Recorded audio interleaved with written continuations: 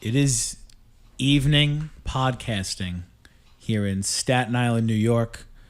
We are currently sitting at 10:34 in the evening on this lovely May night, and we have some football to discuss with you, our PSP nerds. My name is Joe Miglio, and I have John McCarthy over across from me as he stares wonderfully into my eyes. As we are going to bring you the 11th episode of Perfect Spiral.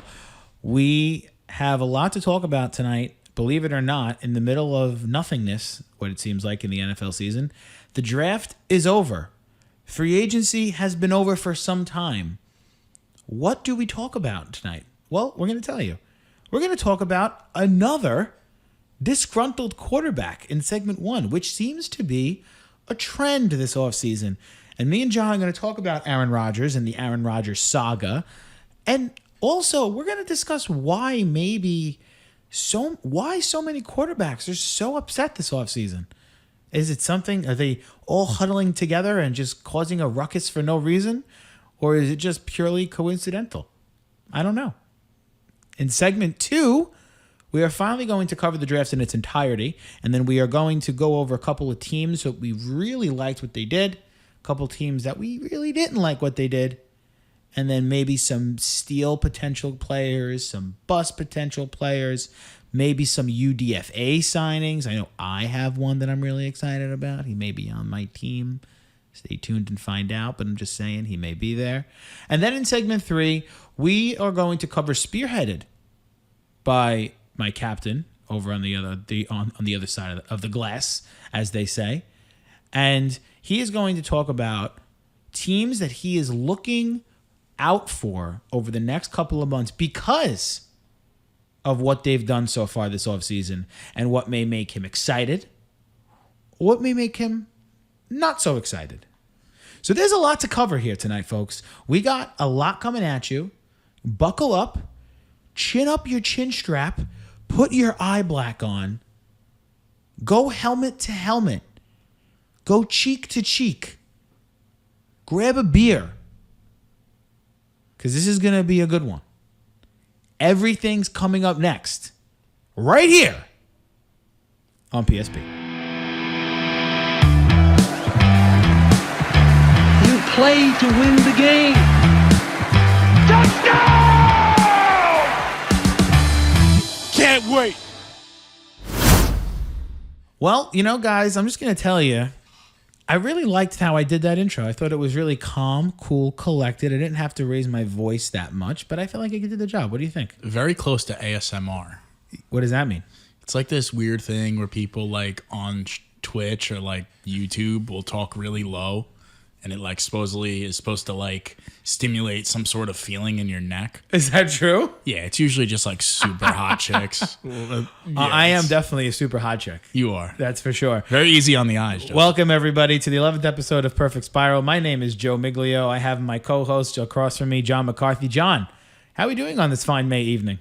Not doing too bad. Not doing too bad? Just got out of work. Yeah. Johnny works late. Johnny work late. Yeah, today was definitely a late night. Yeah, I mean, listen, I, unfortunately, have been working from home for over a year during this COVID-19 pandemic. Such a struggle. Huge struggle getting out of bed and wearing pajamas. And turning on the laptop. Amazing stuff. But, folks, the NFL draft is over. The 1 month culmination of what John and I went through, endured through, what you guys went on a journey with us for a month is over. So what now? What do we talk about now, John? I feel empty. It's like we have officially hit like the hibernation period of the NFL. But PSP keeps going. PSP will never stop. It's like it's the caboose on the train that is like slightly off the tracks, but it never fully comes off, and it always finds its way back on. All gas, no brakes. There it is. Love it. So in this hibernation period that is the NFL, you'd think we got nothing to talk about, but my God, thank the heavens for Aaron Rodgers, because we have so many things to discuss with this man. We really slightly brought it up in last week's pod. We didn't want to go too much in depth because we wanted to cover the first round of the draft. But now that the draft's over, John, and I know you feel very strongly about one side of the coin of this, Aaron Rodgers has seemed to think about this wave he went on, right? You're in the playoffs. You have an MVP season after the team that you've been playing on your whole career moves up in the first round to draft a first-round quarterback, right? Completely unexpected. Nobody saw that coming. Very unexpected. Right? Aaron plays the whole season. He wins the MVP. 48 touchdowns. A ridiculous season. Brings his team to the brink of the Super Bowl. Okay? You could say he was a play away. The brink of the Super Bowl. And then it starts to trickle out that he was unhappy all year. 3 visits from front office members to his house to try to convince him. And it's like when he formally came out and said that he wasn't happy and he doesn't want to play for them anymore, a lot of people were on his side.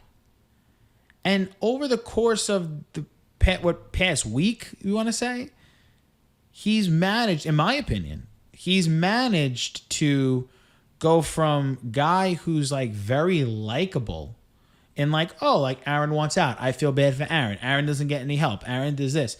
To a guy who you're like, wow, yo, who is this dude? Who does he think he is? And I don't know what side of the fence I'm on. I know what side you're on. So in the beginning, after last year, I thought it was, from an organization standpoint, it was very disrespectful what they did to Rodgers, right? Like he had one down year, which you could chalk that up to him literally having nothing around him and Devontae Adams being hurt. Right. And you go and you draft a quarterback. You trade up for the quarterback. Don't tell the quarterback. Don't tell your Hall of Fame quarterback that you're taking a quarterback. Right. Which is the worst part of that. It's organizational malpractice. And then you wonder, why is he unhappy? Well, there was a bunch of reasons that people thought they drafted a quarterback. One, they really thought Rodgers was declining. I don't think that was the case. 2, they wanted to light a fire under his ass. Well, you sure as shit did that because he went in through 48 touchdowns and he was one play away. Matt LaFleur, I'm looking at you for your shit play call from the Super Bowl. Could he have won the Super Bowl? I think so. It's Aaron Rodgers. Of course he could have won the Super Bowl. Yeah, it's Aaron Rodgers. But, and now this is where things change for me. I think he has become like a big toddler about this whole thing.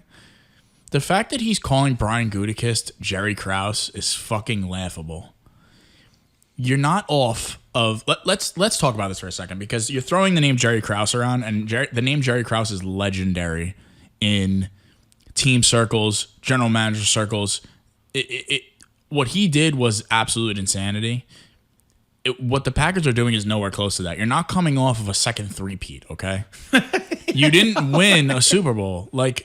The last time you were in the Super Bowl was 2000 and what? 11. 11? Yeah. 2021, man. He's only been to 1, right? He's only been to 1, and he's 1 in 3 in NFC Championship games. I think to call Brian Gutekunst Jerry Krause is just fucking stupid. Let's go through what Brian Gutekunst has done since he's gotten there. Okay. Brian Gutekunst, I might be saying his name wrong. I'm sorry. I think it's Gutekunst. It's Gutekunst. I don't know. Gutekunst. I think that's what it is. When he got there, that team was in shambles. They were playing way below where they should have been. Yeah, there was a stretch where they didn't make the playoffs for a couple of years, right? Yeah, they were 6-10. They were not very good. Well, why is that? Well, because they had no defense. They didn't have a running back. Aaron Rodgers was always hurt because he was getting killed. How many collarbone injuries did this man have? 2? I think so, yeah. That's a good point. I think about that. He gets there. They become a perennial Super Bowl pick. They fix the offensive line. Immediately. They fix the defense immediately. And, yeah, they ended up... They draft 3 really good running backs. Yeah, you lost one this past year, but you have A.J. Dillon waiting in the wings. And A.J. Dillon ain't half bad. No, not at all. Because you didn't get a receiver now, you're going to turn around and say, whoa, hold the phone. You have a top 2 receiver on your team. You make every tight end that's on that team look incredible. If I'm that GM and I look at the body of work that Aaron Rodgers has done his entire career, Aaron Rodgers makes receivers good. Yes. So why would you turn around and waste picks early on receivers if you know that you could draft a guy in the 3rd, 4th, 5th round, and Aaron could maybe make him a Pro Bowler? So for Aaron Rodgers to turn around and say this man is Jerry Krause is fucking laughable. To turn around and start telling free agents. Joe, he told free agents that he was leaving. Who does this? Because you know what, Aaron? You know what? They don't have to fucking trade you. No, they don't. They don't have to do anything with you. They could let you fucking sit. And he's saying he might retire if that's the And case. you're threatening retirement. You know what, dude? This guy is so fucking full of himself. I'm sorry, man. I'm sorry. Yeah, you dated Danica Patrick and you're engaged to Shailene Woodley. Congratulations. But you are full of your fucking self. For somebody that's really underachieved in his entire fucking career. I don't give a fuck how many MVPs you've won. I don't care. I don't care. You're 1-3 in NFC Championship games. And you know what? The team was good enough to get you there. They've put enough around you to get you there. I'm sorry. You getting another wide receiver, you getting another weapon isn't going to change anything. And you damn sure do not have Jerry Krause as your GM. I think the Jerry Krause. And you're not Michael Jordan. I'll say that much. Go ahead, Joseph. I think the Jerry Krause statement was definitely over the hill, if we may say. Over the hill. But I'm going to play devil's advocate for a second, just to have some friendly banter back and forth. Let me ask you a question. Go. If you're a front office guy and you don't do your job, what happens? You get fired. Okay. You're a player. You're an otherworldly player. And you feel, right, that your team is not supported in the way that best fits. The way he's explaining it is he doesn't think that the team has been constructed in such a way where they could go win a Super Bowl. So he wants them to take certain players to enhance their chance of winning a Super Bowl. Correct? Guys Correct. that he thinks is going to help them win. Right? Correct. Not necessarily the front office, not necessarily the head coach, him. Right? Now, would you say that Aaron Rodgers has earned the opportunity to at least have a say in what direction the Packers go?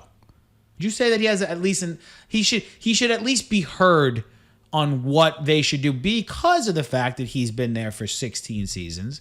He's won a Super Bowl. He's probably the greatest quarterback that the franchise has ever had. I think he's better than Brett Favre when it goes down, when it's all said and done. I think he's better than Brett Favre. He's one of the greatest of all time. So do you think he has a right to say who he thinks, not saying that they should listen all the time, but who they should take? Or what direction they should go? It doesn't have to be the end all be all, but just to say. So I do think he has a level of say. Okay. And he should. I do believe he should. Okay. Now, here's a fact. For the last 10 seasons, the Packers have taken 9 defensive players in the first round. 1 offensive player. And that offensive player, I believe, was a tackle.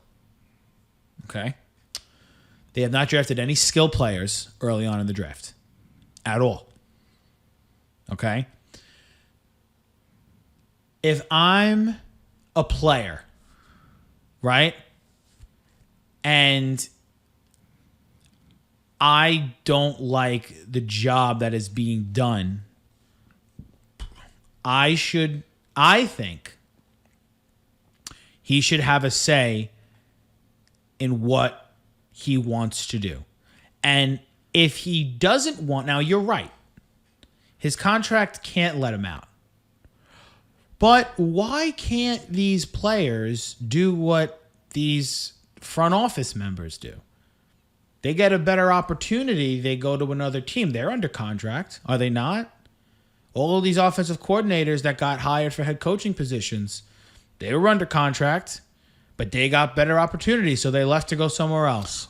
So why can't Aaron inquire about going to another team if he's not happy? I'm not saying he shouldn't. So if you want to get into that as far as like why shouldn't he be able to do that? That's like on another level of like the contractual like situation in the league. If it was structured more like baseball and basketball as far as guaranteed money goes, right? These guys could do whatever the fuck they want. Well, I think what basketball has done, especially guys like LeBron James and Kevin Durant and Kawhi Leonard, is they sign these 1-year deal with opt-outs or opt-ins. So basically, they have control of their destiny every season. So does Aaron, though. Aaron has a no-trade clause. Right. No, but I'm saying, like, what I'm saying is, like, LeBron James signed a 1-year deal with the Lakers.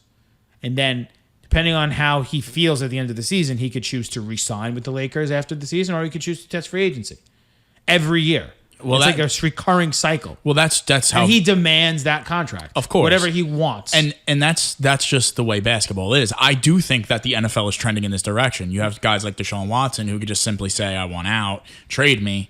And Aaron Rodgers, now I want out, trade me. And now it becomes the players' league. But let me bring something else up to you, okay? The other day, now how, again, try to put yourself in a player's shoes for a second, because that's where I'm going. That's how I'm trying to combat this. You're Aaron Rodgers. You know, well, everyone knows now at this point how upset you are with the Packers front office. Oh, he's made it so known. They've had 3 guys. The Gutenkent's one of them. I believe the head coach, LaFleur, went. And I believe some other front office member went to his house to try to talk him out of it. Right? He's still upset. He's this, he's that, right? He's hosting Jeopardy. He's doing his whole thing.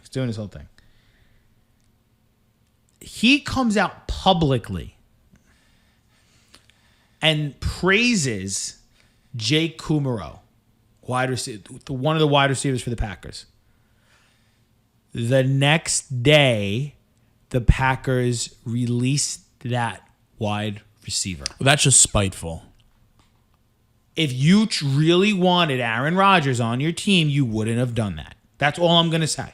If you really wanted Rodgers on your team, why go out of your way to piss him off? Well, then why would you do that? They went and drafted Amari Rodgers in the 3rd round. He's not a bad receiver. No, I'm not saying he is, but why would you take a guy? If you say to me, I really want to date this girl, and then the next day I set up my friend with that girl, how would you feel? Well, that's fucked up. Oh, there we go. But okay, I'll say this, and I'm like I said before, in the beginning I was very pro Rodgers. Now I'm a little more pro GM. But you know what this really boils down to, and I firmly believe this: the fact that this team just doesn't have an owner.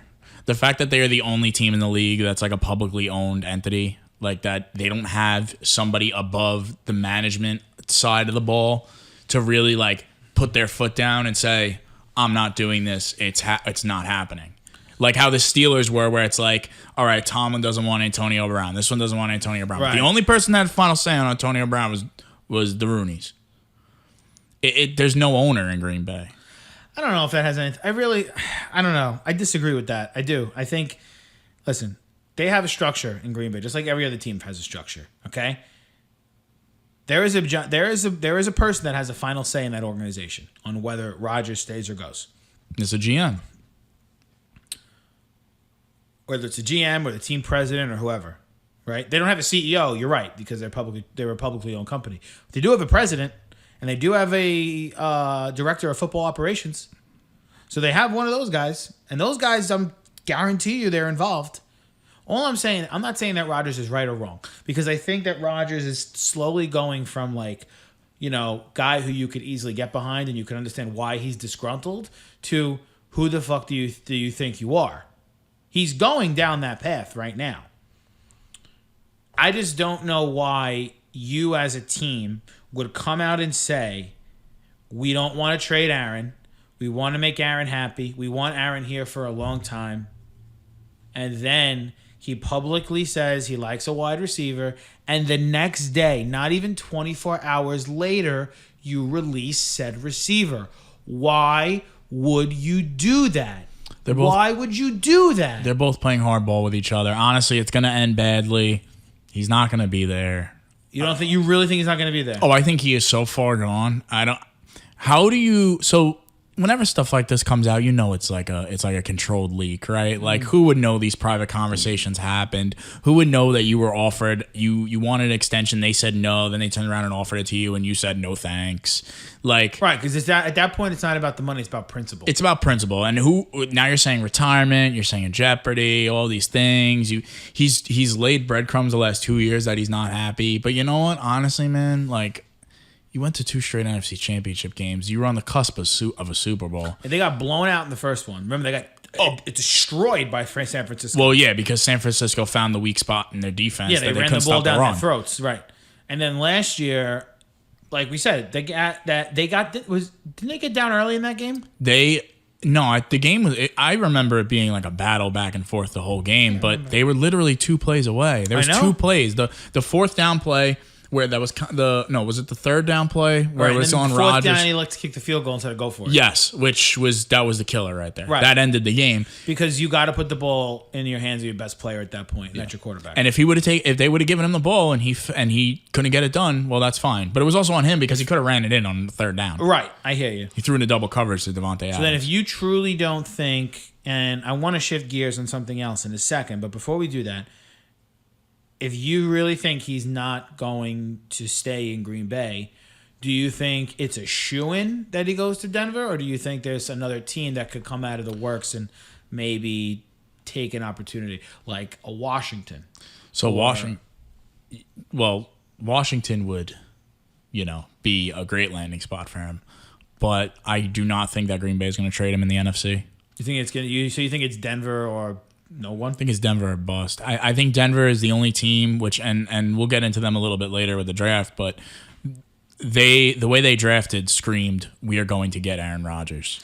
Yeah, right. When they passed on Fields at 9 and Jones, you're like, okay. And they didn't take a bad player. They took Patrick Surtain. He's a player who's going to make that defense a lot better. It's not like they took a scrub at 9. Mm-hmm. But, they clearly chose to... I think they told you a lot by not picking a quarterback there at 9. And then they traded for Teddy Bridgewater, who's a fantastic backup. And Drew Lock, there's uncertainty with him. Poor Teddy, man. He goes to these situations where he's like... Listen. Teddy Bridgewater is the new Tyrod Taylor. Yeah. When his number is called, he's ready to go. Yeah. But I think it's Denver or bust. I think John Elway's done this before. He did this with Peyton Manning. He knows. I think that they do have a very good team in Denver. There's a lot of wide receiver weapons on that team. Hamler, Judy, Tim Patrick had a nice year last year. They went and got Jamal. What's his name? The running back out of North Carolina. Javonte Williams. Yeah, and then they also have Melvin Gordon. Still. Yeah, so they and Noah Fant is no slouch. No slouch at all. And Bradley Chubb, Von Miller's coming back. Yeah, Cortland Sutton's coming back. Oh my God, I forgot about Cortland. Jerry Jeudy, KJ Hamler. Yeah, they got a lot. And then they just drafted Surtain, Bradley Chubb, as we just mentioned, Shelby Harris, who re-signed in Denver, who I really like. So they got a good. Who's that? Problem with them is that they fucking got to play with the Chiefs in that division, and the Chargers are up and coming. So that division is trending to be very difficult for the next few years. And if Denver were to get a really high-end profile quarterback, it would really help. I feel like the Denver is very similar to Washington. They're like that version of that team who's like really one player away from really becoming a true powerhouse. Yeah. I mean, look at them before they got Peyton Manning. Yeah. Peyton Manning turned that whole team around. If you get Aaron Rodgers for a good couple of years, absolutely. I mean, who's to say he doesn't win a Super Bowl in Denver? Absolutely not. That'd be crazy. But I want to switch gears for a second. We've gone over Rodgers. And I brought this up before when we were doing the segment talk. Is it me? Or why are there so many disgruntled quarterbacks this offseason? Rodgers, Wilson.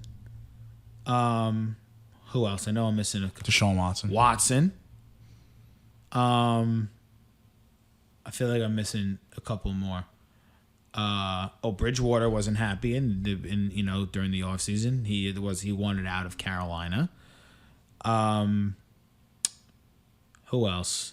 Is there anybody else that I'm missing? I don't know. No, I think that was. I think that's the big three. Oh, maybe Jared Goff. There was some turmoil with Jared Goff whatever. in LA. Matt Stafford. No, Stafford wasn't unhappy. I think he would have stayed in Detroit. He did the right thing though by them. But like, there's just so many guys. It seems like that were so pissed off this offseason. Like, what the hell's going on? Why are there so many upset quarterbacks? What the fuck is the problem? It's either they're trying to play hardball with their organization to get what they want. And we're talking about 3 high-profile quarterbacks. We're talking about 3 of maybe the top 5 quarterbacks in the league. It was Watson, Wilson, and Rodgers. Joe, it was only a matter of time before player empowerment came to the NFL. I'm not saying player empowerment's a bad thing. But I think when you're like obviously trying to form super teams like the NBA does, it's annoying and it kind of ruins the product of what you're watching. But these guys know. They know that they know their value. They know what they're worth. Like, if somebody like Russell Wilson comes out and says something bad about the Seahawks, you bet your ass the Seahawks are trying their absolute best to fix it. Well, because he knows they're their franchise. What were the Seahawks before Russell Wilson got there? Nothing. They just had the Beast Quake, and then they hadn't done anything since Matt Hasselbeck was there with who's that coach? Right. And now they're a perennial powerhouse. Yeah. Because of Russell Wilson. And they're a surefire. But you're right. I think player empowerment. Players are realizing how important they are to these franchises. Mm-hmm. Right. Like you brought up the NBA before. How important is LeBron James to the Cleveland Cavaliers? I mean, how important is LeBron James to the entire NBA? It's crazy, Like some of these players, like I mean, look at what I'm no Net fan, but look at what the hell Kevin Durant has brought to the Brooklyn Nets. They're a national story every single night. You know what's funny about Kevin Durant? You know what's funny about that, Joe? We're not like a basketball podcast. I'll just touch on this quick. It's funny that he did that, and they're still not even the most relevant team in New York. I'm just saying. I just think it's. I don't know if it's coincidental or if it's like just a cruel joke, but the year that the Nets were supposed to be, and they are by all means, the Nets are a wonderful. When everyone's healthy, they are probably the best basketball team in the league, right?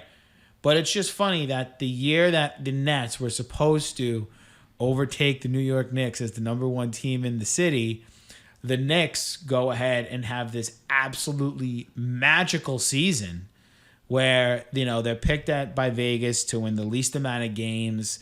They're, as it stands today, they're 8 games over 500. They're the number 4 team in the East. I think right now the Nets are the number 3 seed in the East. The Knicks are number 4. Like, nobody would have thought about that earlier this year. And it's just like, any Nets fan who could sit here and tell me that they're not bothered that the Knicks are good this year, even though they're any real Nets fan, they're hard to find. No, listen, I have a couple of Nets fans that shout out Izzy and Chris, and they're very, very good, intelligent, and fair Net fans. I will say that very much. And the only reason that I would ever be happy if the Nets won the championship would be because of those two. That being said, I don't know any Nets fan that could willingly tell me that they're not bothered that the Knicks are good this year, because it is taking away from what the Nets are doing. Because of course, when the Knicks are good, people talk about them. They formed a super team. Right? They talk about them. Relating it back to football, I think football players are recognizing how much power a LeBron James, a Kevin Durant, a Kawhi Leonard, a Tom Brady have. And I think more in Watson's case than I think, even Wilson, I guess. These guys recognize that, and they know what like you said, their worth, right? You know what their worth is. But then here's the issue I have with these things is why, especially in Watson's case, you signed a contract a year ago, a year before you're doing all this. That's your fault. That's nobody's fault but your own. If you didn't want to stay there, you shouldn't have signed that contract. I agree. I am a firm believer of you should play out your contract. If you want to get out of that contract, your agent has to do a damn good job of putting an opt-out in that contract. Not to cut you off, Joe, but the thing with Watson, and again, this now we're going full circle here. Right. him wanting to get out a year after he signed an extension is like Anthony Davis wanting to get out with 3 years left on his deal to get to LA. Right. And it's like, we get it. Like, you're unhappy. But like you said, you shouldn't have fucking signed. I'm not saying that these guys should stay in unhappy situations because NFL careers are very short. Absolutely. And NFL careers could end at any moment. Right, because if they go to a team that is better and they win a Super Bowl or they do this or they do that, they're obviously going to make more money. They're thinking about endorsements, they're thinking about advertisements, all this other stuff. But Watson, I'm kind of okay with him wanting out because that team is just a nightmare, and that team's been a nightmare for a long time. The McNairs are terrible owners. That is just an awful organization. But with Watson and Rodgers, I don't really think they have anything to complain about. I mean, You're a perennial Wilson. Wilson and Rodgers. You're a perennial playoff team. You're always picked to be in the NFC Championship game. Both teams. Right. Both teams are powerhouses in their divisions. Both teams have drafted unbelievably well. Like DK Metcalf, Tyler Lockett. You've gotten, Rashad Penny was kind of a bust, but Chris Carson late. Chris Carson's one of the better runners in the league. Right, I know the Packers gotten Bakhtiari and Jair Alexander. Yeah, and then you have Devontae Adams, who was a second-round pick, Alan Lazard. Lazard was an undrafted guy. Jaguars had him on their practice squad, and they fucking cut him because they suck. That goes to show you how good Aaron Rodgers is at making receivers good. Right. So these guys don't really have anything to complain about, which is where it's like, that is straight up like, I'm forcing my way out. Player empowerment. I deserve this.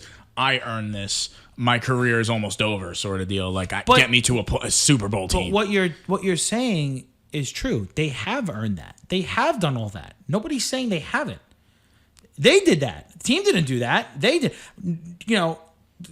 Aaron Jones didn't throw for 48 touchdowns. Aaron Rodgers did. But you look at a guy like Brady, who Brady was unhappy for like 5 years in New England. He still won 2 Super Bowls. Right. And then when it was time to go, he did the right thing. He played out his contract. He respectfully declined an extension and said, I would like to go elsewhere. But that kind of ended up being, it wasn't like a broken marriage. No, he told Robert Kraft, I'd like to leave. And Robert Kraft, he earned that right. Far and away earned that right after 6 Super Bowls to say, I want to try a next stage of my career. And that team knows what they have in Brady. Brady runs that organization. Tampa. They know what they have in him. Tampa Bay. Yeah. And you got Rodgers, who's looking at Brady like, fuck, I want to be like that. I mean, you stay in the NFC, you're still getting the floor wiped to you because I think that Tampa's far, far, far and away the best team in the NFC. It's not even close. Yeah. But it's funny. I think there's really only a couple of destinations that are open for him right now. Like, there's no team in the NFC West that's taking him right now. There's no team in the NFC South. Well, I mean, Carolina would obviously, but the 49ers just drafted Trey Lance. Right. I mean, listen, I'm not going to get into this, but I wanted to bring it up. I thought it was interesting. I thought it was an interesting tidbit that we just seen that this, it was funny. Before the offseason said, I remember Adam Schefter saying this was going to be a year of a quarterback carousel, and it really seems like it has been. Like, there's so many different faces in different places for quarterbacks. Like, really quick, before we get into the draft, I wanted to draw through this, right? There's a new quarterback for the Jets, right? Now you got Zach Wilson. There's a new quarterback in Jacksonville with Trevor Lawrence. There's a new quarterback in Indianapolis with Carson Wentz. There's going to be a new quarterback in Houston, right?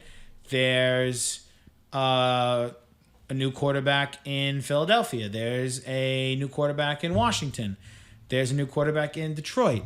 There's a new quarterback in Chicago. Let's argue for a second there's going to be a new quarterback in Green Bay. There's a new quarterback in Carolina. It really is true. And there's a new quarterback in New Orleans. I'm almost done. There's a new quarterback in LA. There's a new quarterback in... No, that's it. LA. 12 new teams. That's literally a third of the league that has a new quarterback on their team this year. A new starting quarterback. It's insane. And you know what? It's wild. It's crazy you say that because I just want to say one more thing before we move on. This is a fun segment. It really is. So Rodgers, who knows where he goes? Right. There's not many options. Watson is now the odd man out. I mean, obviously, we haven't touched on his. He has his own problems. They're saying he's not going to play at all this year. Yeah, like there's a chance he doesn't play. There are so many investigations going on with him that they need to do their due diligence. I'll say that and figure out what the hell is going on. Right. And just to make sure, I just want to say this really quick. We haven't commented on the Watson thing. There's a specific reason we haven't commented on it because we don't know what all the facts are yet. Yeah. There's allegations swirling around. Watson saying he didn't do anything. You know, obviously all these women are saying that he did do something. And John and I do not want to come on here and call these women liars because we have no basis to say that. But we also don't want to say that Deshaun Watson's a liar because we have no basis to say that either. So we are waiting for everything to come out. We are waiting for all the facts to be done. And once that happens, then and only then will we discuss it. Yeah. They got to take every allegation seriously and look into it. Absolutely. But that's back to the football side of it. His destinations are closed, I think, already. Like the door might be shut. Right. So it's kind of like, I don't know, man. It's just wild. It's crazy. wild that they it come really out. is crazy. But that I think that segment went a little bit longer than we wanted to, but it was fun. I like that. It was fun. That was one of the better segments here on PSP. I do. I really like that. When we come back, we are going to go heavy into our draft reactions. We're going to give you some teams that we liked what they did, some teams we don't like. And then we're going to see about some potential busts and some potential steals. So make sure you have your draft grades ready for us, and we'll discuss. We'll be right back on PSP. Okay, folks, we're back here with segment number 2 on PSP. Make sure that you are listening to us on Spotify or Apple Podcasts or Google Podcasts or Pandora or Deezer or Stitcher. Pandora's new. Wherever you get your podcasts, make sure you're giving us those 5-star ratings, subscribing, and leaving comments, letting us know what you think of the show. Want to make a quick shout out to all of our listeners so far. We are approaching the 500 download mark here on PSP, and we're very proud of our product that we've put forth so far. Starting this podcast in the off season was not an easy thing to do, but we thought it was the best way to do it for us, and we've definitely gotten some positive feedback so far. So keep it coming. We're very happy with everything going on so far. I just wanted to throw that out there really quick. That being said, John, let's get into the draft. Let's do it. The draft is over. It is over. 3 days, which I love. I love every minute about the draft. The first round, then the second and third, then the 4th through 7th. I think it's fantastic. I think they do a really good job with it. Make a whole weekend out of it. Drew got more viewers than the Oscars did on Sunday. Hell yeah. It just proves that football is still the king. There's nothing is taking down football. Undisputed. Yeah, nothing is taking down football anytime soon. So I don't want to go over the first round again because we talked about that the other day. But what I do want to talk about is a couple of teams that we really liked what they did, and a couple of teams where we don't necessarily really agree with what they did at all. So I want to know is there anybody that you think off the top of your head that you really liked what they did in the draft? So there's one team, there's 2 teams that I really love what they did. Okay. One of those teams being the Cleveland Browns. Okay. I am enamored with what Andrew Berry has done this offseason. They identified their weakness, which was defense. They went out and they signed all defense in free agency. They were in on every single defensive player. J.J. Watt. They signed Jadeveon Clowney. They signed, was it Josh Johnson? Yes, from the Rams. Yes. They went after every defensive player. They're getting back Grant Delpit. And then you turn around and you draft Greg Newsome, who, one of the best corners in this draft. And then in the second round, you draft Jeremiah Owusu-Karamoah, who was probably the steal of the draft for me. Because it's only like the rich are getting richer. That's your steal of the draft? That's a steal of the draft. He fell, we found out later on, due to a possible heart condition. Right. That he was then cleared for, but teams were still nervous. The Cleveland Browns, man, this team is going to be absolutely fucking electric this coming season. They knew they had the offense already. They had to go and get the defense. They are a perennial favorite for me in the AFC, and their draft was just absolutely fantastic. Okay. And do you want me to tell you the other team I really like? Well, I'm gonna step in for a second, Oh, okay. because I want to talk about a team that we like, and John, I know you've given. I keep saying it. I know you've given them a lot of heat over the length of our pod. I'm gonna tell you right now, I'm not even a fan of the team, but I'm extremely proud of what the New York Jets did in this draft. I think they hit. Not a home run. They hit a grand slam, man. Joe Douglas. Whew. I mean, listen, I don't agree. We spoke about this at length. I don't agree with the quarterback they took. I think Fields is a better prospect than Wilson, but we talked about why Wilson may be a better fit for the New York Jets. And that's fine. Love them moving up to take AVT and Elijah Vera Tucker in round 1, right? So now what they've done in the first round is they've gotten a new quarterback and they've got the left side of their offensive line done.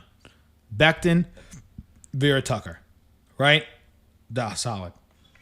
Then there were a couple of guys that they needed in day 2, right? They were lacking skill players. So what do? They go and get Elijah Moore, who is a true slot receiver, right? A true gadget guy, could line up in the backfield. He's that jet sweep guy. He's all of that. Right, so now you got Denzel Mims, who you drafted last year in round 2. You have Jamison Crowder. You signed Corey Davis in free agency. Now you throw Elijah Moore into that mix. All of a sudden, it's a very formidable wide receiver group. And then after that, in round number 4, after not having a round 3 pick, Michael Carter, the running back from North Carolina, falls into their lap. They don't pass it up. And now they have LaMichael P. Ryan and Michael Carter. I think Michael Carter is a very good running back. He has a very good value in round 4. One of my steals of the draft is Michael Carter in round 4, not my actual steal of the draft. And then you fast forward, they took a cornerback in round 5. They took 2 in round 5. I'm not crazy about either ones that they took. But they took a safety in round 6, and I'm going to make sure I get this name right. Hamza Hazariladeen. I think I'm saying that. That's right. a mouthful. That is a mouthful. But this kid was somebody who, when we were looking, I'm trying to make sure I get the college right that he went to. Here it is. Okay. He went to Florida State. All right. And we all know the record of Florida State defensive backs. And I think this... It's like DBU over there. I think this kid was somebody who could have went in round 2 or 3. And he went in round 6 because, and I'm reading off many saw Nazariladeen as a lock for day 2 of the draft, with some even having him as a top 75 or even top 50 player in the entire class. And it wasn't too long ago that he was considered a consensus first-round prospect. Either 1 year ago, Pro Football Network called him a surefire first-round pick in 2021. This is the guy that went in the 6th round the other day. Talk about value. Okay? Fortunately, a knee injury forced him to miss most of the senior season, which tanked his draft stock, but most still saw him as a top 100 player at the very least. Somehow, however, the Jets managed to land him all the way at pick number 186. That is finding value. Finding value at the back end of the draft. That's a guy that could potentially replace Jamal Adams over the course of the next couple of years. Guy doesn't need to start right away. He's a 6th-round pick. The best thing about these late-round picks is they have time. Unlike these really early round players who have a little bit of pressure on them at the beginning of their deals, this kid is going to have time to heal. He's going to have time to get right. He's going to have time to make bad plays. He's going to have time for everything. You know why? Because he's a 6th round pick. And I think the Jets got a sick deal. That is 1, 2, 3, 4, 5 players of immense value in a 8-player draft. That's incredible. Yeah, great job by Joe Douglas. Incredible. I'm not saying the Jets are going to make the playoffs this year. I think that's a stretch. But I think with the draft they had and the head coach that they have, I would not be shocked if you see a 5-win improvement on this team this year. That would put them at a 7-9 record. I think if everything goes right for the Jets, you could really see them going close to 500 this year. I really do. Real quick, not to correct you, but they would end up being like 7-10 because of 7-game season. Shit. 17-game season. I forgot about that recently. Yeah, Someone was like, yeah. well, team 8 and 9. I'm like, what the fuck is 8 and 9? Yeah. At 7-10, I'm gonna make that mistake forever. Oh yeah, 100%. Yeah, Joe Douglas, man, he was fantastic. What a great draft by him. I mean, yeah. So covered Jets, covered the Browns. Is there a team that you were not crazy about what they did? Well, I just real quick before we go to the teams we hated, I just want to go over one more team that I want to give compliments to. Hit me. I want to give compliments to the other New York team, the New York Giants. The only thing I'll say about that whole thing was that Dave Gettleman definitely let it be way too known that he was going to take Devontae Smith. And the Eagles got wind of it, so they traded up. But he recovered nicely doing his first trade back ever. And he got an absolute and he got an absolute fucking haul. So congratulations to him. They took Kadarius Toney in the first round. Sorry, Joseph. And they and in turn got a first round pick from Chicago next year, which I think is going to be absolute fucking gold. So congratulations, Gettleman. They continue to be trending in the right direction. Yeah, the New York Giants, man, that was a fantastic trade. That was absolutely. I couldn't believe it. That was a fantastic trade. Well, okay. Are we gonna bash Oakland again? No. Okay. No. We're not. I said Oakland. Fuck Vegas. We're not gonna bash Oakland again. Okay. You said Oakland. I am gonna tell you. I am gonna bash today. And this is a team that I usually give a lot of credit to. Oh boy. And I think that they absolutely botched this draft altogether. It's a team that we both liked what they did on day one. I'll give you 3 guesses. It's a team that we both thought made a really nice move in the first round of the draft. Dallas. Very good. First Really? try. Yes. I was not expecting you to say The Dallas Cowboys. I come on here a lot and I talk about how the Cowboys are very good. And I think that they're really good. that. I Oh think they're good gosh. on paper. Earmuffs, Hannah. Earmuffs. I have no fucking idea what the Dallas Cowboys were doing from day 2 on in this draft. To me, they made one good pick after they took Micah Parsons. One. And that was taking Jabril Cox on day 3. I don't know how that kid lasted day 3, but they took him, which was a phenomenal pick. Might even be a better value pick than Parsons in the first round, to be honest with you. Taking Cox that late. Another linebacker, though, so a little questionable there, only tells me, well, they answered my question about LVE. They declined his 5th-year option, so he's not going to be in Dallas after next year. So now their linebacker core is set, right? They got Parsons, they got Jabril Cox, and they got Jalen Smith. Okay? Cool. Here's what I'm going to tell you what they did. This is their day 2 selections. Okay? Kelvin Joseph at number 44. Osa Idigizua. I definitely said that wrong, but we'll try it. It's all right. We tried. Chauncey Golston. I think those are day 2. And Nashawn Wright. Okay? This is from... They got the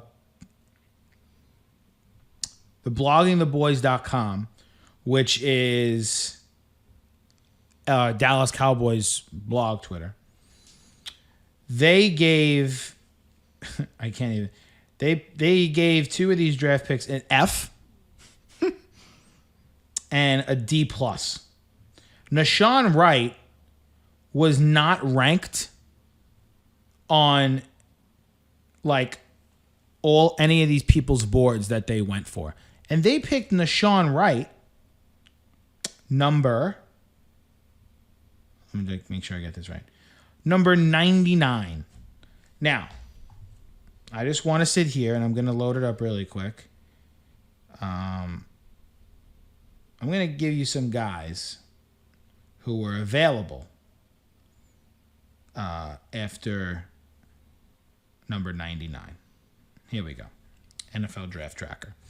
I love doing this stuff because I just don't know what the hell they were thinking. So let me go to... Is there a way to get to a different round? What, on NFL.com? Yeah, I want to go. It should like let you pick. Let me see. Oh, here we go. Okay. Round. Let me see. Round. Okay. Round 3. So round 3 was number 99. After 99, okay. Just a couple of guys I'm going to bring up. Baron Browning, linebacker, Ohio State. We know who that is. He was there. Elijah Molden. Afitu Melifonwu, who was also a cornerback from Syracuse. I really liked him. He was very good. Yep. Okay. That's round 3. Then in round 4, we got Jay Tufeli, Michael Carter. Jay Tufeli fell really far. Yep. Amon-Ra St. Brown, wide receiver. Jabril Cox, who the Cowboys took, but still. Chris Rumph, the second, which is a defensive end from Duke. Jordan Smith. Tyler Shelvin, Zach McPherson, Chubba Hubbard, Tommy Togai, Janarius Robinson, Rashad Weaver. These are all guys that just, my point is there. I don't know how you do draft prep for months on end. And you take 3 guys in the second round who are ranked outside the 250. Second and third round. How do you do that? How is that even a thing? And, I listened to another podcast, and they say there's only 32 boards that matter. Right? And it's every NFL team's board. That is true. 100% true. Can't even deny that. But I will say this. If the consensus of everyone, I'm not even talking about us. I'm talking about like the people who get paid to do this stuff. People who get paid to sit out for hours on end, watch film of like the 30th ranked cornerbacks every year. Those guys. If all of these guys have the players the Cowboys selected on day 2 in the same general area, then clearly something is wrong. Right? So what the fuck is Jerry Jones and Mike McCarthy doing taking these guys on day 2 when they could have gotten way, way, way, way more value with other guys that they missed out on? That I don't understand. They drafted for defense. You bet your ass they needed it. But they reached harder than the Las Vegas Raiders did. That says a lot, huh? That's how hard they reached. I don't know what the Cowboys were doing. And you know what? The Cowboys are a team that, and I will say it till I'm blue in the face, and I believe it with every bone in my body, they are a top 10 football team on paper. But you know what the reality is? If you continue to shoot yourself in the foot every year, you eventually are what your record says you are. And that's just the way it is. The Cowboys find ways to just absolutely cripple themselves every season. And they had a real opportunity here. They could have took Asante Samuel Jr. in the second round. They didn't take him. They could have took the guy we just talked about with the Jets. They didn't take him. They could have taken the guy the Jaguars took, Andre Sisco, in the third round. They didn't take him. They could have drafted a guy, a Faitu Melifonwu from the Lions they took. They could have taken him. They didn't take him. What are we doing? You're not reinventing the wheel. The wheel's been spinning for 100 years. It hasn't fallen off yet. You're not going to reinvent it. I'm very, very, very disappointed in what the Cowboys did. I feel like they had a real opportunity to really shore up that defense, and I don't think they did it. They're going to play a lot of these guys in the year one because they're early round draft picks, and I think they're really going to suffer for it because I don't think a lot of these guys are ready to play in the NFL right now. Here's what I want to add on the Cowboys before we move on. They did this last year. They played a lot of year one guys on defense, and they got fucking burned. One. And two, can we also talk about how I like the Micah Parsons pick. Right. But they really needed some offensive line help. And this was a very good offensive line draft. They had Rashawn Slater staring them in the face. Yeah, and they decided to take Micah Parsons. And if they knew they wanted Jabril Cox, then they didn't need to take Parsons at 12. Yeah. No, you're right. They didn't. So, damn, shame on you, Dallas. Before we go on to segment 3, do you have a biggest steal of the draft? Oh, well, I think my biggest steal was Karamoa. I'm just going to stick with that. He was my biggest steal. What about bust? Oh, biggest bust of the draft.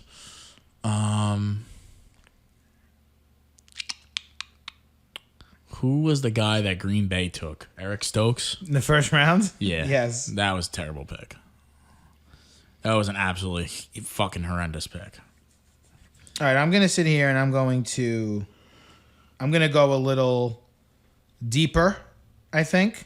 All right, hit me. For some steals here. I'm going to go into round number 3. And I'm going to go into round number 2 first.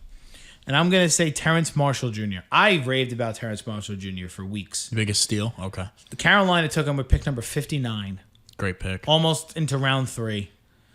I don't know what the hell teams were thinking. I don't know why. I think he's going to be a really dynamic receiver. After losing Curtis Samuel, he's now going to line up opposite of Robbie Anderson and DJ Moore. And I think DJ Moore can now go into the slot if he wants with these two guys outside. I thought that was an absolutely phenomenal pick. And then I'm going to go all the way into round 7. Okay? Okay. Biggest bust? No, biggest steal. Okay. Stone Forsythe, offensive tackle out of Florida. I believed he allowed less than 5 sacks in 2021 for the Florida Gators offensive line, playing in the SEC. And he fell all the way to number 208 to the Seattle Seahawks. I think that's a really, really... That's a nice pick. I really think that's a nice size steal. For busts, I mean... It's tough, man. I don't love... I'm going to give my own team a little shit here. I don't love what the Jaguars did in round 2. I mean, I do, but I don't. I really like the pick of Walker Little at 46. That guy was a top 10 pick before he got hurt. And he opted out last year because of COVID. So not like he was just sitting on his ass. He was working out. So I'm cool with that pick. The Tyson Campbell pick really, really not worries me, but it like blows my mind a little bit, right? Because on one hand, it's like, okay, they're going to a 3-4. Joe Cullen played the most nickel out of any defensive coordinator last year in the NFL. I don't know if you knew that. Joe, the defensive coordinator for the Ravens, now for the Jaguars. Or not defensive coordinator, defensive line coach. They ran the nickel more than anyone in the NFL last year. And now he's bringing that defensive philosophy over to Jacksonville. So maybe that's why they took Campbell. But you passed on Asante Samuel instead of taking Tyson Campbell. You passed on Trevon Moehrig where you had a need at safety. You passed on Christian Barmore. You passed on Joke. You passed on these players for a cornerback who, yes, is tall and lanky and has a lot of speed, but he also has some flaws. And, it's funny. A lot of these guys, especially the guys they took that were hurt, they are fully trusting their strength and conditioning team to get these guys ready to go. So if that's the case, I think that's a gamble. I think it's a risky gamble. That was a big point of contention for Urban when he got there was facilities and... Right. He really built up that strength and conditioning team and that group and that facility. So he's really relying on those guys to really bring these guys along. Guys like Cisco and guys like Walker Little and guys like Tyson Campbell. So he's really looking to bring these guys along. It's guys like Jay Tufeli, who they took at the beginning of round 4. Even Travis Etienne. So I hope it works out for them. I mean, obviously, I hope it works out for them. But I was not crazy about the Campbell pick at the beginning of the second round. I thought they could have got a lot more value for that pick for sure. So that is some semi-draft coverage. I don't like to give out grades.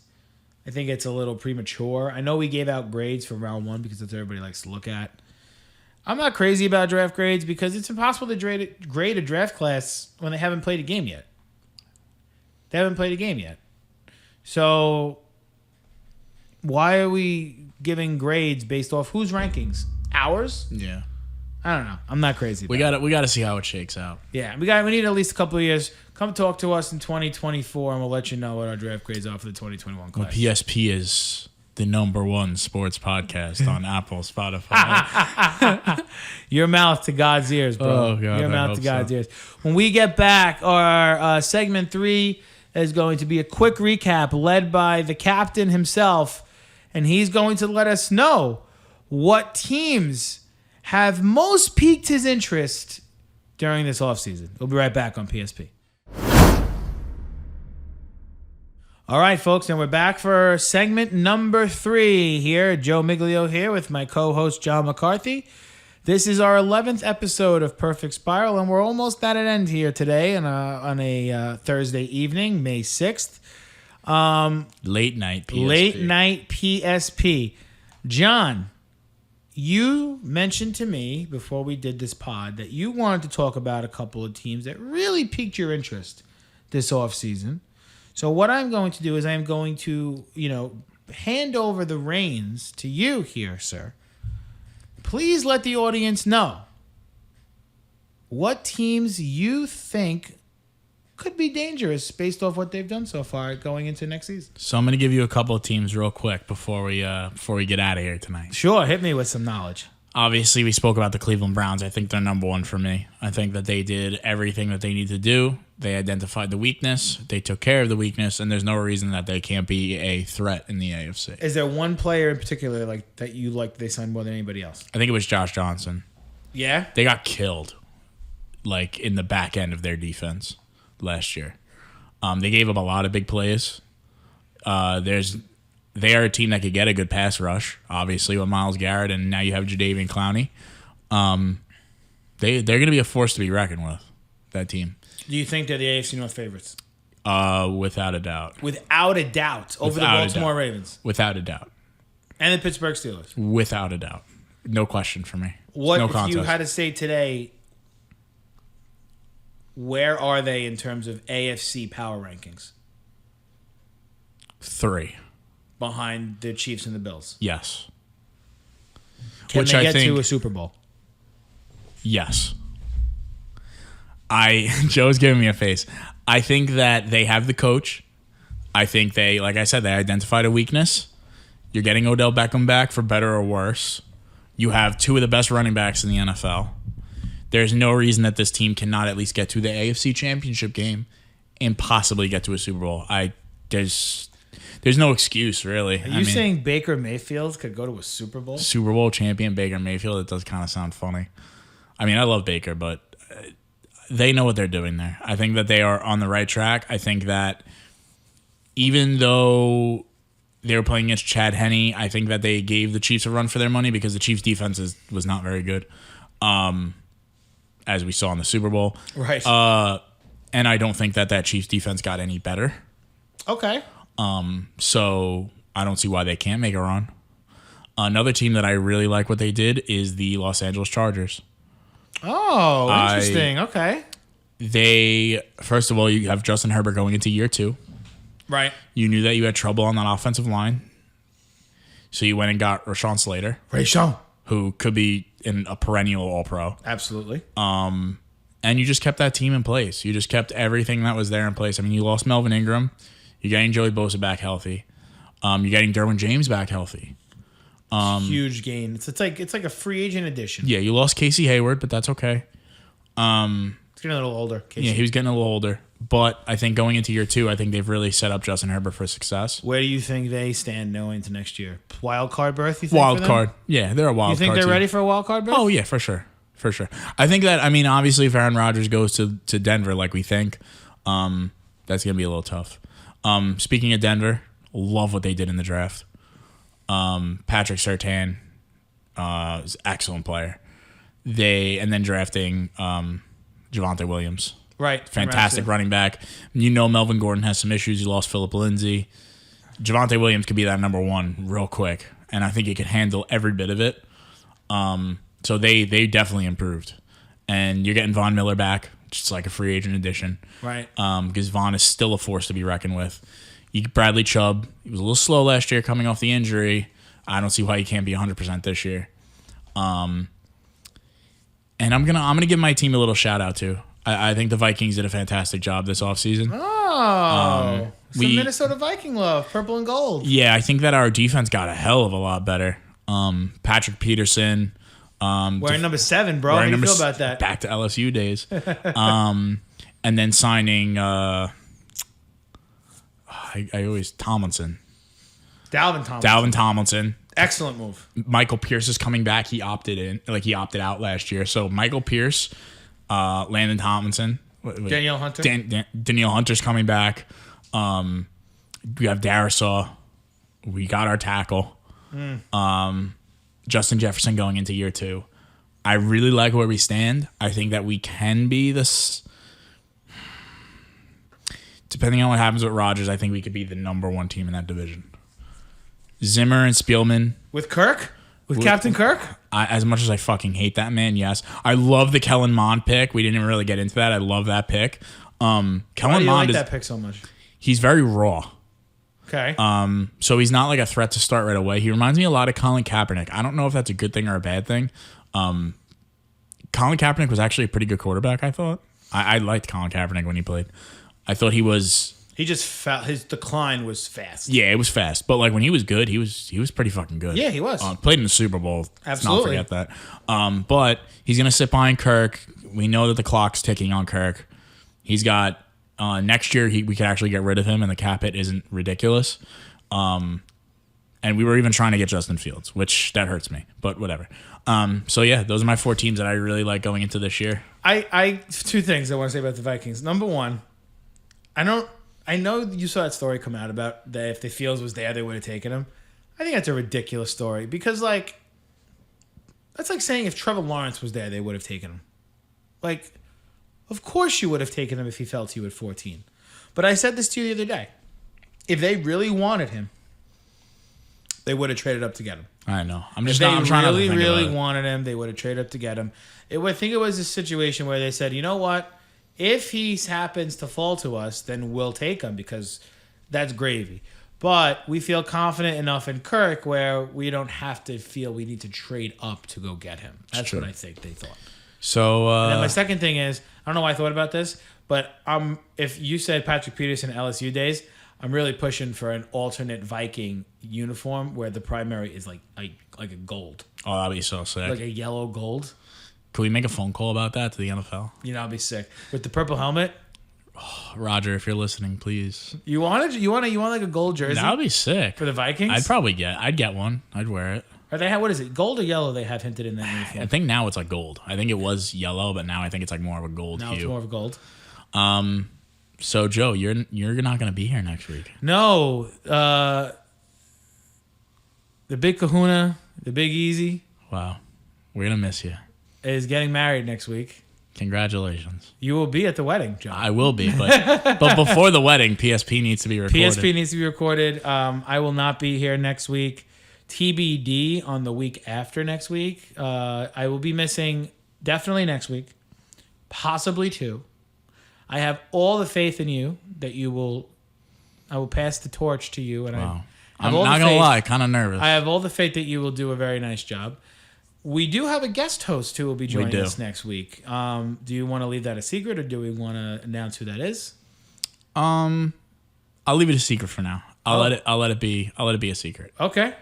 Well, I'll say this. It's a very good friend of mine. Huge fan of the pod. He's got a lot to say, so I'm sure he will kill it on the mic. well, he's sitting in this chair, so he better bring his A game. I know. He got big shoes to fill. He's got to bring his A game. Listen, make sure that you have fun next week without me. I don't know if is that possible. You have fun without me. You do what you need to do, and then you come to my wedding, and we have a fun time at the wedding. Oh, I can't wait. You know what I'm saying? Hell yeah. What we'll do when I come back is we will do a small segment on stories from the wedding. If anything fun happened, we could relay it to the group, to the crowd. You know, it's like a we'll call it our wedding crasher segment. Can we do that thing where we put you in the chair and like six of us just like hey That's a Jewish thing, I think. Yeah, I think so. So maybe We did it to my cousin and I almost like broke my fucking back. Well, that's something we don't want to happen. No. Because then we can't do PSP anymore. I will be dead. But that is it for us. We hope you enjoyed the episode. Please rate, give us 5 stars. Follow us anywhere you can. Subscribe. Send it to all of your friends because we want to make it big one day. So please do that. And then everybody, just if you're listening and you follow us on Twitter at PSP Pod, give Joe some congratulations on getting married. Oh, thank you so much. Send in some congratulations to him. He deserves it. All right, John. Anything last for the folks before we head out tonight? No, man, I'm toast. Yeah, we're both a little exhausted, so we're gonna head off to Betty Bye, and we will talk to you all next week. Well, I won't, but Johnny and our secret guest will talk to you guys next week on the 12th episode of PSP. Have a good night, everybody.